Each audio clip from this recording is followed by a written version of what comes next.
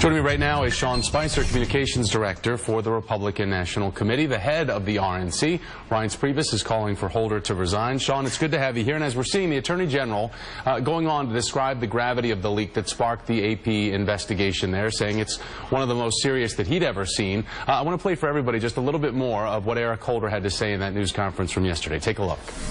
It put the American people at risk, and that is not hyperbole. It put the American people at risk. And trying to determine who was responsible for that, I think, required very aggressive action. All right, so Sean, given his words and the fact that he did have to recuse himself, why is Reince Priebus calling for the ouster of Eric Holder, especially when it comes to investigating these leaks, as he's saying, aggressively, because they were so egregious, so serious? Good morning, Thomas. Thanks. You know, Harry S. Truman, when he was president, his mantra was, the buck stops here. What we're hearing over and over again in this administration is, we only found out where the buck was by watching it through news reports. There is no sense of responsibility from anyone to take control of any of the events, whether it's the IRS scandal, the AP scandal, or Benghazi. Everyone's pointing fingers saying, it's not my fault, I'm not responsible, I don't know who it was, it was my deputy, someone else was looking after it. At some point, we've got to start asking, who is in control? Where does the buck stop? Who knows where it is?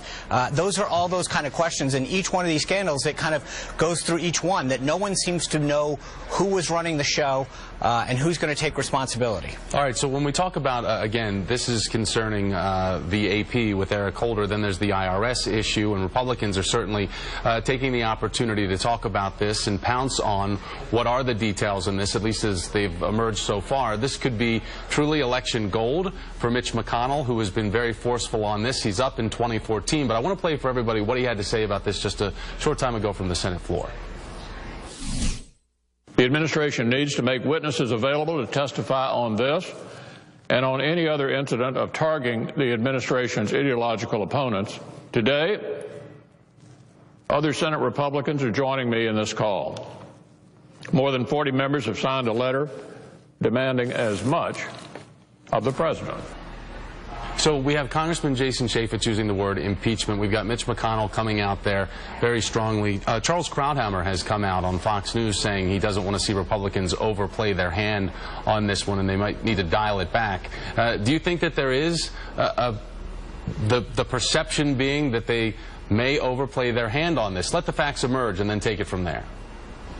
I think you opened your show with Congressman Charlie Rangel, who's about as far left as you can go, saying that this is unacceptable and the president needs to be more forthcoming. So this isn't, we're not out on an island on our own on this one. I think everyone from the far left to the middle to the right is in agreement on each one of these, that there are a ton of questions that still need to be answered. So this is not a Republican thing. This is an American thing. People all around, academics to politicians to average everyday citizens, saying, what's going on with our government? There are a lot of questions that need to be answered.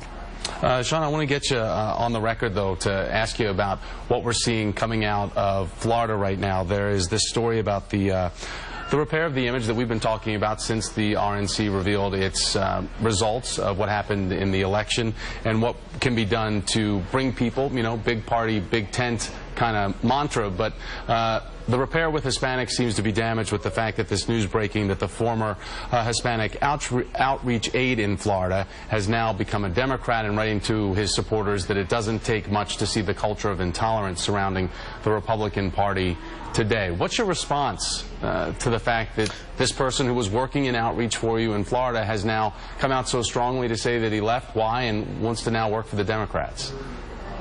Right. Well, first of all, I think one of the things that Chairman Priebus has done, as you sort of stated, is we've made a huge historic investment in trying to reach out to places that we haven't and done things to grow this party. It's important because we haven't won in the popular vote in 5 of the last 6 elections. So you're right, we do have to do more, and that's something that we are making historic investments in. And so anytime someone leaves the party, it's sad, and we hope that they return, and we hope more come. With regard to the specific question you have, though, this individual, just to be clear, was on the payroll down with the party for 10 weeks last year. He left in July of 2012, and in the last several weeks has been applying for jobs at Republican institutions, including this one. I believe in this specific instance, this is more about this individual not getting a job than having a particular problem, because he has sent several emails in the last several weeks applying for jobs at Republican institutions. So I'm not really sure how that seems to jive. I think in this case it might be more of sour grapes because of a failure to get employment. Sean Spicer from the RNC, the communication director there. Sean, thanks for making time for me today. I appreciate it. Absolutely. Thanks, Thomas. So there are lots of questions today about what kind of action needs to be taken to restore trust in the IRS. Just a short time ago, Democratic Congressman Sandra Levin said that 2 senior officials need to be let go.